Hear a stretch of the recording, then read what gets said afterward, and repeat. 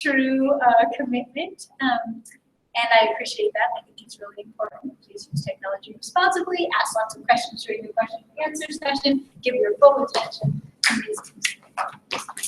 Yay!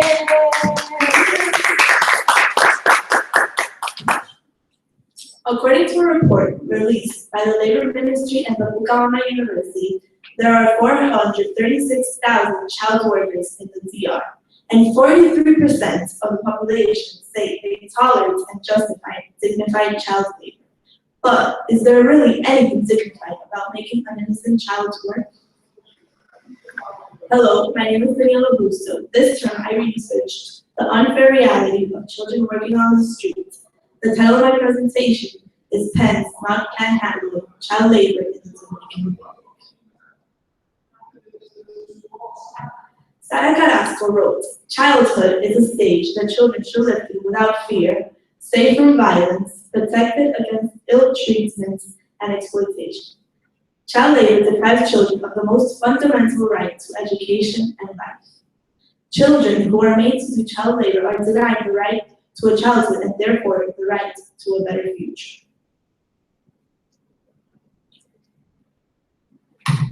Daveida Ayramonte recently highlighted several factors that contribute to the existence of child labor.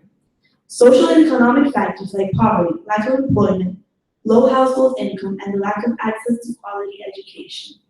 Research also shows that not only poverty, but entrenched beliefs, social injustices, and lack of political will sustain child labor. This evidence suggests that the problem of child labor is linked to the conditions the family live under. If the parents don't have jobs, then their children will be taken out of school and sent to work on the streets to help their families financially. Child labor is an activity that undermines children's physical development and interferes with their school schedule and forces them to leave school early or not attend it at all. It is very important for children to be in school because they are the future leaders of the country as a whole. Brandon Quester reported that only 4 out of every 10 children complete their primary education, and these come from families with 4 or more children. In other words, large families in poverty sometimes find it hard to maintain multiple children in school. Other children have become the victims of a far worse form of child labor. Valentine Fau states that the expansion of tourism has, for example, led to children being exploited by sex traffickers who force their victims to become prostitutes and subject them to various practices of sexual nature. The street children encounter beatings, robberies, drugs, and sexual abuse. They earn what money they can, washing cars, car windshields, and shining shoes. Some parents that send out their kids to the streets don't know what it's really like out there. I had the chance to go to an organization that helps these kids and interview some of the kids from the streets on the show video.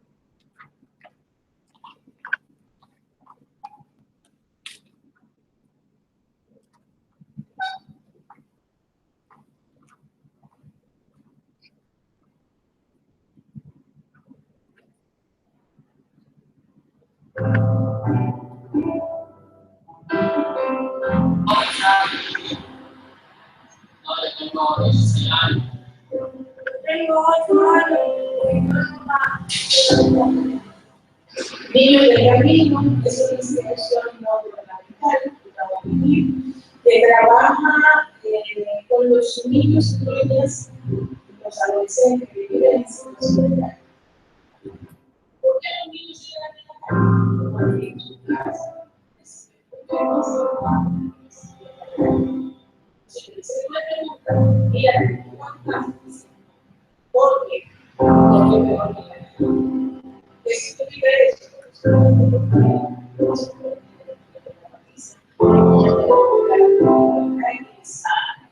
algo que la noche europea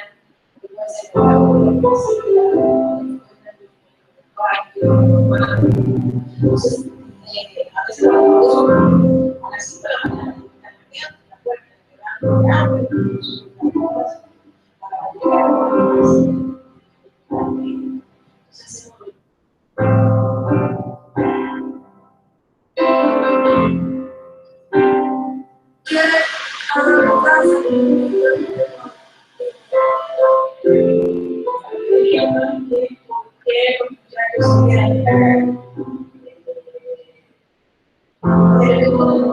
de las casas, de esos muchachos, a veces también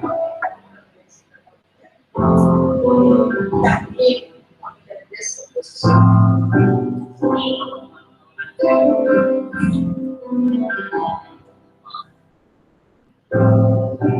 en casa.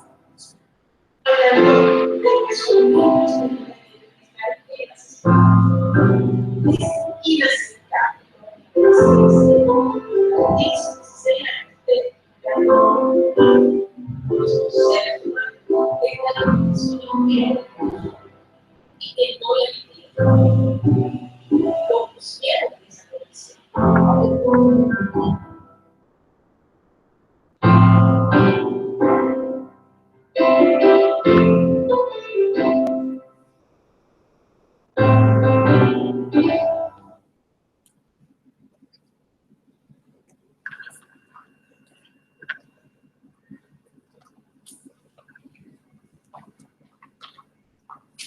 Sorry if it was a little hard to understand. I have technical difficulties. But what the woman I interviewed, she's the director of Niños del Camino, which I'll talk about later. And she was basically saying that these kids leave their houses because of rape, violence, or because the family just can't handle too many kids. And I interviewed two of the kids that they said they left their house because they fell out with their parents, and one of them was Haitian. And he said that his mother had passed away, and his father, he doesn't like to work, or he doesn't get the chance to work. So he's the only one that helps the family financially. The idea that it is normal for a child to work should be replaced by child labor in whatever form is unacceptable. In this way, everyone is motivated and prepared to work together to get the children into school and keep them there. Dominican law has attempted to address the problem of child labor. The International Labor Office wrote that the Dominican Republic became the second country in the Americas to develop a time-bound program aimed at eliminating the worst forms of child labor. Time-bound programs are designed as a comprehensive framework that governments can use to chart of action with well-defined targets. They comprise a set of integrated and coordinated policies and interventions with clear goals, specific targets, and a defined time frame aimed at preventing and eliminating the country's worst forms of child labor. The government should also coordinate the assistance of national or international organizations. Two examples of these organizations are CONAN, Consejo Nacional para la Niñez, and Niños del Camino, which is a non-governmental organization helping children from the streets. And this is basically what the time-bound programs are. Like we signed up for it, and it's not an organization or anything, it's just like a plan for the future. So the time-bound programs prevent the engagement of children from the worst forms of child labor, provide direct assistance for the removal of children from the worst forms of child labor. They ensure access to free basic education and appropriate vocational trainings, and take account of special situations for girls. In the Dominican Republic, child labor is regulated by various laws. The Dominican government implemented laws that state that there should be a minimum age for children to start working. Here, it is required for children to attend school until the age of 18, and basically to start working at the age of 14. As well as a minimum age, they implemented a law for minimum wage. The law was intended to allow children to work at stores and restaurants, but not the streets. Restrictions are placed for children under the age of 18, like that they cannot work for more than 6 hours a day. Thus, the law allows children to work after school, but sets limits intended to ensure children's lives. Although the government says it is a priority, no one oversees the program to ensure these laws are being followed. To do so, the government should send in people weekly or monthly to check that the owners of wherever these children are working are following the law and the rules. Here's a picture of there's a video on YouTube about la Constitución Dominicana de la Niñez Infantil. that there is basically a law that says that children should not be working at all. But the government still has implemented laws about a minimum age for wage. Child labor is not an inevitable fact of life, but rather a problem that has a solution requiring action. By creating child labor-free zones, we can guarantee that in some parts of the Dominican Republic, no child will be deprived from their childhood. India and Zimbabwe have both used this strategy and have had positive results. In child labor-free zones, everyone in the community believes no child should be at work, but rather in school. This approach involves social mobilization and raising awareness. I also found another YouTube video. This is one in, I think it was Africa, where they have these child-free zones that they're basically small communities where there's a school, there's houses for families in poverty. This is the organization that started it, the Stop Child Labor. They have done it in India and Latin America, in other countries in Latin America, and in Africa. I believe the next step, after building so many schools around the country, is for the Dominican government to make sure children attend these schools and satisfy all their basic needs, not letting them work in the streets, getting beaten, or being subjected to violence. As for us, the citizens of the Dominican Republic, we can also contribute by not being indifferent to this reality and make sure the laws are being enforced.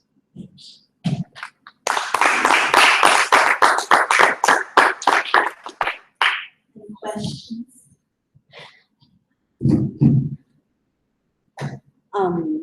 Daniela, do you think we're so used to see the kids in the street, like, cleaning windshields and shining shoes, that we get so accustomed that we see it as normal thing, Like one of the solutions that you say that we should not be indifferent to this situation, but what can a regular citizen can do in order to, to fight that? Like what we can do, like I see the children, I feel sorry for them, but sometimes I feel like a citizen, like what I can do? Like what would be a good idea that you think that if I am a regular citizen that I can do about it? Well, there are two things I think we should do. One, for example, when I was talking to the director of Niños del Camino, she told me that sometimes you see these kids in the streets, but what they're missing is like love. She told me that if I got a chance to meet them and I was nice to them, that they would be so nice and that I could hear their story. Like sometimes it's more than we think. It's not that the parents send them, it's that they're all alone in the streets. Another thing I think we can do is maybe raise awareness and tell like Konani and Konani doesn't do a lot for them. Because they do something, but they can still do more. Because they are for that. They are for taking kids that don't have anything and helping them. So I see so many kids in the street while I was doing this video that they didn't even know anything about it. So I think like raising awareness and going directly to these organizations, telling them something else that they can do. Okay, I'm glad you mentioned that of awareness, because sometimes when we see them, like my husband said, don't give money to these kids because the parents are benefiting. It's a business they have. But as you research, you were able to see that they are not really part of the family. Sometimes they are really alone. And I'm glad you said that recommendation, because sometimes I feel bad for the C2C that we see, but we don't know. Like we tend to get used to it, and that's it. We do nothing about it. But I think that if we enforce as citizens, so that thank you for thinking of that. One of the problems that I see with the child labor that I witness here, and probably this is what you see on the street, is that the labor is highly unskilled. Like washing a windshield is not really a life plan. I think about when I was growing up, I grew up in a working class community and we started working pretty young. Like I was working under the table by the time I was 12. And same with my brother. My brother worked construction from the time he was 12 years old. I worked like in childcare or basically education from the time I was 12 years old. And that was a necessity. That wasn't a luxury. I didn't give that money back to my family, but I used it for the things that were necessary to me. School clothes, things, makeup, stuff that I wanted that my parents couldn't afford to give me. But those jobs taught me skills, and they taught my brother skills. So I'm wondering if there are any programs that actually take kids who need jobs, put them to work, and teach them skills that will allow them to become employed on the legal side of things. I didn't find anything about any organization that like gets kids jobs. I only found that the most important one was getting them an education first. So there were all of the organizations here take these kids and first put them to school, give them a home if they need, and then if they really needed the job like for their family, maybe they would get it. But I didn't find any organization that specifically got a job, because all of them first thought that education was more important. And I'm a teacher, so I don't disagree with that, but I just think that there are some times when sitting, you take a 12-year-old who's illiterate and you put him in a room and say, learn how to read this book. They don't really see the value of that. Whereas if you give them like a hammer and a power saw, and you're like, now I'm going to teach you like how to build a house. That's like a workable skill. Fixing an engine, for example. That's a workable skill, something you can turn into money, and money makes food, and food makes, health, and health makes the ability to have a better job, and et cetera, et cetera, et cetera. So. And in one of the videos that I found, in one of the child labor free zones, they filmed a man, and he was saying that the best engineer is the educated engineer. So I agree with that. Education. I think though, if you get people started doing the thing, like say auto mechanics, you take a kid who's on the street watching windshields and you open up the hood of the car to them and you're like, okay, today oil change, tomorrow spark plug change. Like you're gonna teach them how the engine works system by system. And then you start to educate them about the chemistry and the physics and the mathematics of the engine. So you teach the subjects in the context of the working machine. Then there's a reason to study it. And oftentimes what you find then is there are kids with high levels of mathematical genius who've been hiding behind a windshield wiping tool, Let me add something about what you say. Is something that I always say. We have to change the way we educate our citizens. For me, in a country like us, we should have more technical schools. Like all children, sometimes dream to become a doctor or an engineer, but maybe we need more electricians, many plumbers. Yeah, we need a lot of plumbers. We need a lot of plumbers. And you know what? This is a crazy. It's a crazy. When I see that, sometimes I say, you're right. Yeah. The only difference that I see, I'm just going to a preamble to make before I ask you a question. This kid, in reality, he's working for basic needs. Maybe it's that good approach to teach you how to make a living and work, which has a value. Mm-hmm. Maybe you did it because you wanted to buy fancy things or things that will be complementary to your basic needs. But these kids actually work for their basic needs, for eating or and have no support at all from the family. So Daniela, my question is leading to ask you. Don't you think this effort that the government is doing in building the schools and doing the extended time in the schooling, should have another model for adapting to the reality of each community, or what other ideas do you have that we can approach and solve this in another way? I think that the government just building the schools is half of the part, because they, like I said, they don't make sure that the kids are going. Any kid that is living in poverty and doesn't go to school for a long time, teachers don't say anything, or they families that need their children to work just take the kids out of school. So the government, I think that they should make sure that every kid is going to school, following the law that the families are doing, instead of just ignoring. How can the government have such accountability for that? You have an idea how can the government should actually make families accountable for the kids to go to school. Hey, I remember that you mentioned, I think it was yesterday, that parents, they were the one that have like these cards, Yeah. that they're like insurance cards, and the teachers, like for the jobs, you said, and the teachers need to sign that parent's card to make sure So to make sure they receive. to approve that their kids are going to school instead of sending them to the streets. It's like a convention, solidaridad, Yeah. tarjeta solidaridad. So they give it to very poor people, supposed people, so they can afford some basic food and the propane, gas to Yeah. cook. But in order to get that every month, they have to take the card in the school and make the teacher sign that the kid is attending school. Yeah, so you're offering us an incentive for school attendance. Exactly. I like that idea a lot, but I want to know that when the child is in school, they're learning something Exactly. practical to them. Yes. I think it's unfair to require students to go to school. I love English literature, for example, but I don't think it's helpful for a young child who's been working the streets to read a Wordsworth poem and sit around and talk about like what William Wordsworth was thinking. It's got nothing to do with that person's daily reality, Exactly. you know. And No, at least the government's doing a little bit something by providing food in school. Like now with the standard extended that they're giving like breakfast and lunch. Mhm.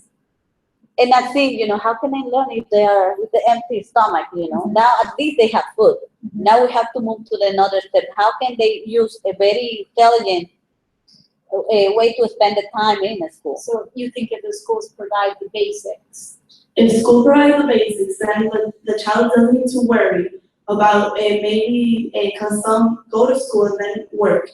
If the school provides the basics, they don't need to worry about having to go to work late at night, so they won't have time to do their homework or have free time for themselves. I know I caution people against talking about themselves, but I think with your topic, and because there's not very many people here, that we had an exchange student from Africa for a while who came to live with us on a 4-H scholarship, and he had been sent to the United States to learn about agricultural practices in the United States. And when he went back, with the skills that he had learned through that training program, he built a chicken farm. And he used the money from the chicken farm to invest in this solar company that allowed him to take and sell solar lanterns in the villages in Africa. And then using the money from his solar lantern project, he bought himself a moto so he could begin to do delivery and transportation.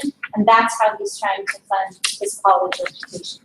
So he went from eggs to a college education, but step by step by step by step. But it was because someone gave him some very practical skills, not just oh, you speak better English now that you've been to the US, but here's how you build a chicken house, step by step. I think that definitely everyone can help. Anything little that you give to these kids will help them.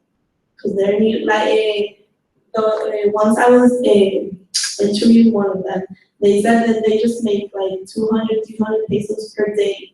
And they work in front of Abraham, and there's a McDonald's there, and they told me that sometimes when they close, they always give them the remains. Mhm. When there's a camaro next to them also, that the owner gives them food as well. Now, but my question about that is, this is a tricky question, right? Is that helping? It's helping in the short term, I understand. But every time, it's what your husband was saying, right? When you said your husband said, Now, my husband said, don't give money anything," because right? this is a business. If we perpetuate this source of income, or McDonald's, I see completely what you're saying about that generous donation, but at the same time, nothing changes in the big picture for them as long as the small handouts of 25 pesos, 25 pesos, 25 pesos go out the window. So I guess that's a question I would ask you to entertain.